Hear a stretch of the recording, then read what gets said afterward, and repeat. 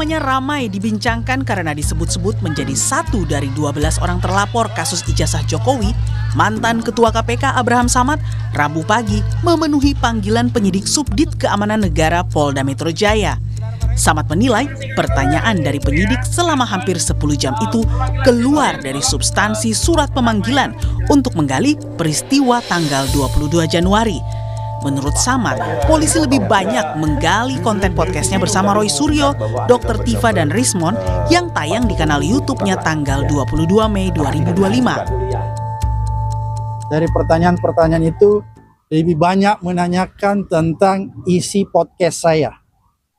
Isi wawancara saya terhadap Roy Suryo, Rismon, Dr. Tifa, Kurnia, dan Rizal Fadila.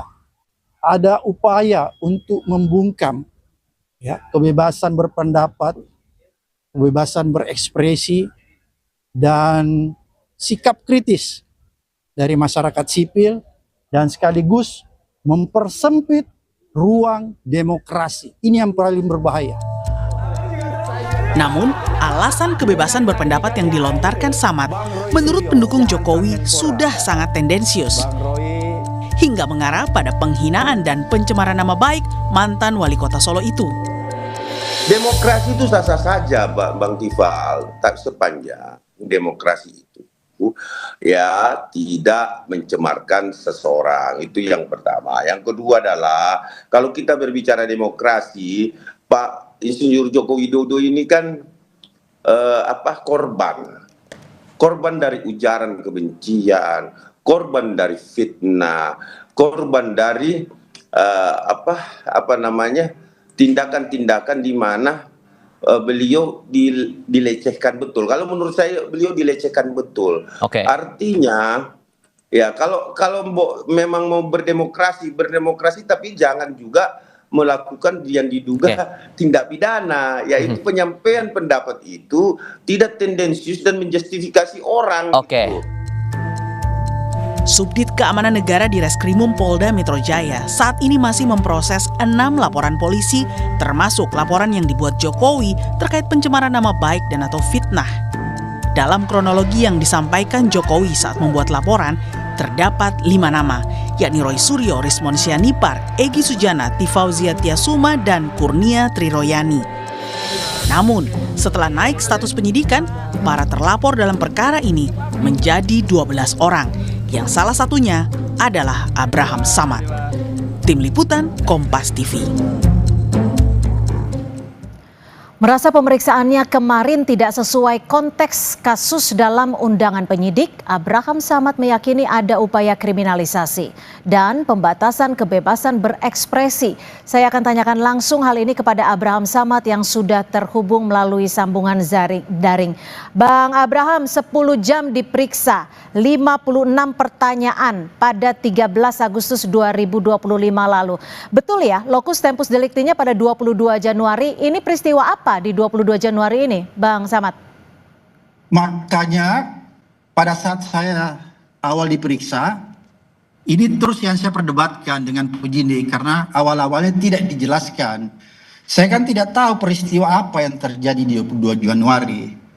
Kalau menurut KUHAP kan seharusnya dijelaskan ya kepada saksi yang dipanggil untuk diminta keterangannya supaya dia bisa memberikan keterangan sesuai yang dia dengar, dia lihat dan dia rasakan. Itu kan saksi, kategorinya seperti itu.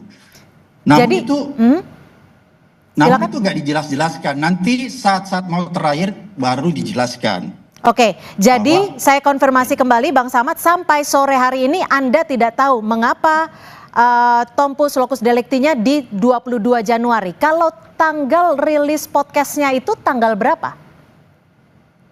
Podcastnya siapa, Mbak? Bang Samad. Yang bersama narasumber Roy Suryo, Dr. Tifa, Rismon. Ya, kalau saya tuh mulai bulan, kalau nggak salah ya, antara Maret, April atau Mei. Jadi jauh sekali. Halo? Ya, silakan. Kalau saya itu bulan April, Mei gitu ya, yang mulai wawancara mereka semua itu ya. Nah, sedangkan lokus yang kemarin dipersoalkan, yang menjadi lokus dan tempus delictinya, yaitu peristiwa tanggal 22 Januari 2025. Jadi berulang-ulang kita tanyakan, itu peristiwa apa? Dan terlalu lama, pertanyaannya lebih banyak mengenai hal-hal yang sifatnya data diri, misalnya SD di mana, SMP di mana, SMA di mana, S1 di mana, S2 di mana, kira-kira lebih banyak yang begitu sifatnya ya. Oke, lalu kenapa Oleh karena Anda itu- merasa pemanggilan Anda kemarin sebagai bentuk kriminalisasi dan juga pembungkaman untuk bersuara? Karena pada akhirnya saya mengerti bahwa yang dipersoalkan adalah wawancara saya terhadap Roy Suryo, karena diperlihatkan video itu. Waktu lagi diperiksa kita diperlihatkan, apa benar Pak Abraham mewawancarai Roy Suryo sehubungan dengan kasus dugaan ijazah palsu Pak Jokowi? Saya bilang benar. Jadi saya katakan, apa hubungannya video yang Anda perlihatkan ke saya, yang waktunya adalah sekitar bulan April, dengan peristiwa yang ada di dalam surat panggilan, yaitu 22 Januari. Ini melanggar, saya bilang, karena seharusnya yang Anda tanya saya harus sesuai dengan panggilan, locus tempus delictinya itu tanggal 22 Januari. Harusnya Anda concern di situ. Oleh sebab itu, perdebatannya lebih banyak ke situ, sehingga pemeriksaannya ya itu tadi agak lama. Sebenarnya sih bisa cepat kemarin, tapi perdebatannya di situ kan, sehingga berlarut-larut. Setelah saya diperlihatkan video, oke, tunggu dulu ya, jangan dipotong ya, supaya lengkap ya. Setelah diperlihatkan video wawancara saya, akhirnya saya tahu bahwa yang dipersoalkan itu adalah isi wawancara saya. Oke. Oleh karena itu saya berkesimpulan bahwa kalau yang dipersoalkan adalah produk podcast, maka itu adalah salah satu bentuk pembungkaman kebebasan berpendapat. Kenapa saya katakan demikian? Karena podcast itu adalah ruang untuk orang berdiskusi, ruang untuk orang mengeluarkan pendapat. Ada adu argumen di situ, ada adu argumentasi dan diskusi. Karena terus terang Mbak ya, podcast saya itu bertujuan untuk mengedukasi, mencerahkan, dan memberi informasi kepada halayak ramai begini Bang Samad, mereka dan apa yang menjadi kewajiban mereka.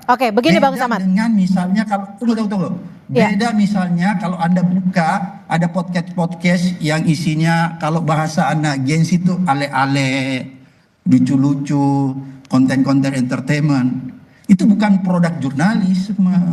Gitu. Begini Bang Samad, Anda menyebut bahwa konten podcast Anda adalah edukasi hukum.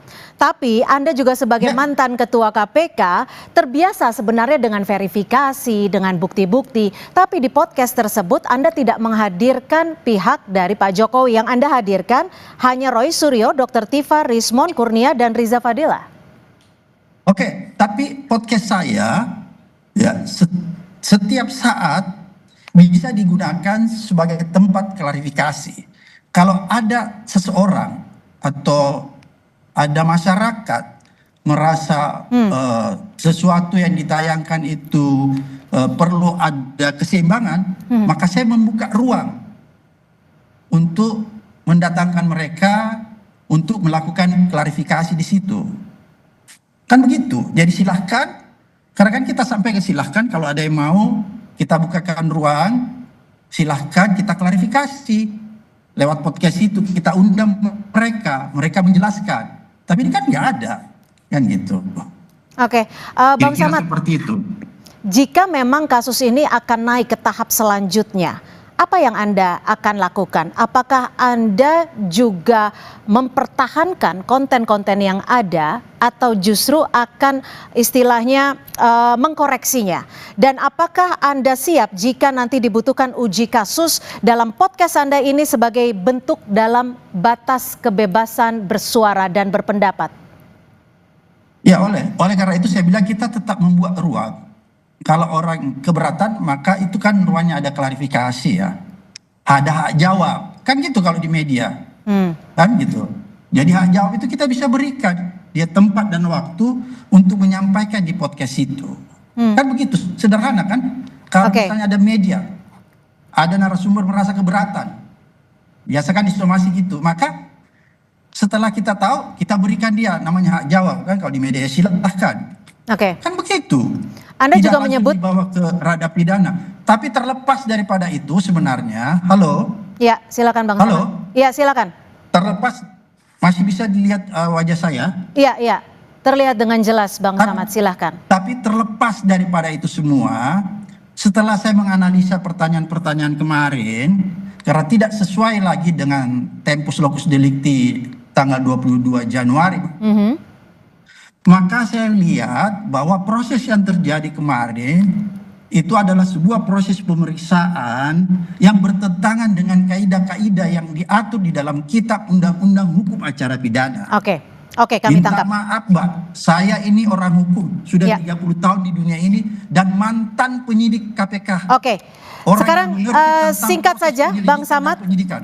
singkat saja, jika kasus ini kembali naik dan Anda jadi tersangka, Anda menyebut akan melawan dalam bentuk apa?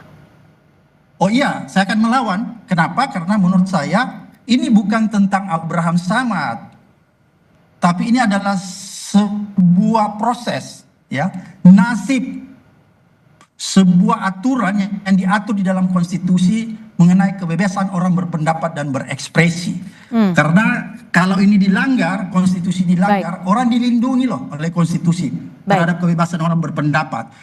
Kalau ini dilanggar, dikriminalisasi, maka saya bisa pastikan ini sama dengan mempersempit ruang demokrasi. Oke, Dan itu baik. bertentangan dengan prinsip-prinsip human rights. Ya, baik. Kami tangkap Bang Abraham Samad. Terima kasih atas tanggapannya terkait dengan pemeriksaan kemarin yang sudah dilakukan pada 13 Agustus 2025.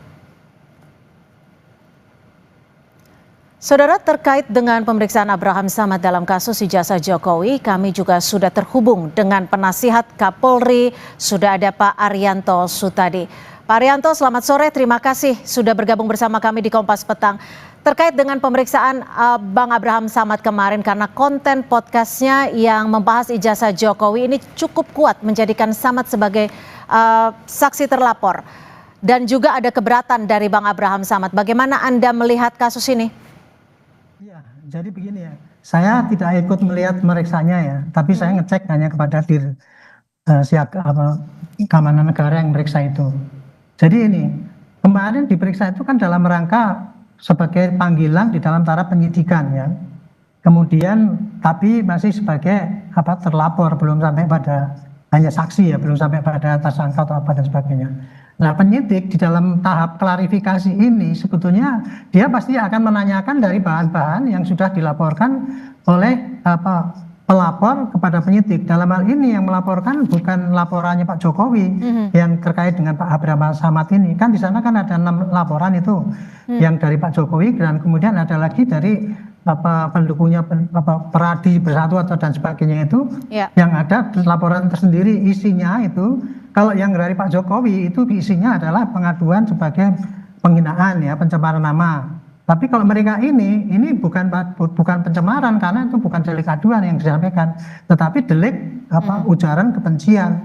Mereka sebagai pendukungnya Pak Jokowi merasa keberatan karena diprovokasi Pak Jokowi itu diprovokasi rakyat supaya membenci pada dia, sehingga terjadi pembelahan antara yang mendukung dan yang menohok itu kan gitu. Itulah makanya mereka melaporkan bukan sebagai pengadu tapi sebagai pelapor biasa. Makanya Polda Metro itu menanggapinya. Kebetulan ini menanggapinya digabung sama-sama ini antara laporannya Pak Jokowi dengan yang itu, yang tapi Pak Arianto, ya.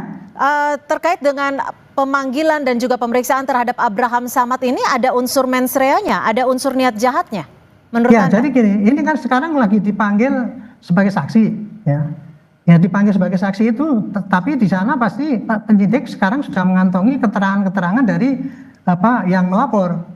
Yang melapor pasti menuduh bahwa ini ada sengaja Pak Abraham gini. Ya kira-kira tuduhannya ikut menyebarkan lah, karena bukan dia kalau yang menyebarkan itu kan Roy dan kawan-kawan itu kan. Tapi Pak Abraham Samad ini memfasilitasi dengan podcastnya itu sehingga ikut menyebarkan. Kira-kira itu deliknya yang dikenakan.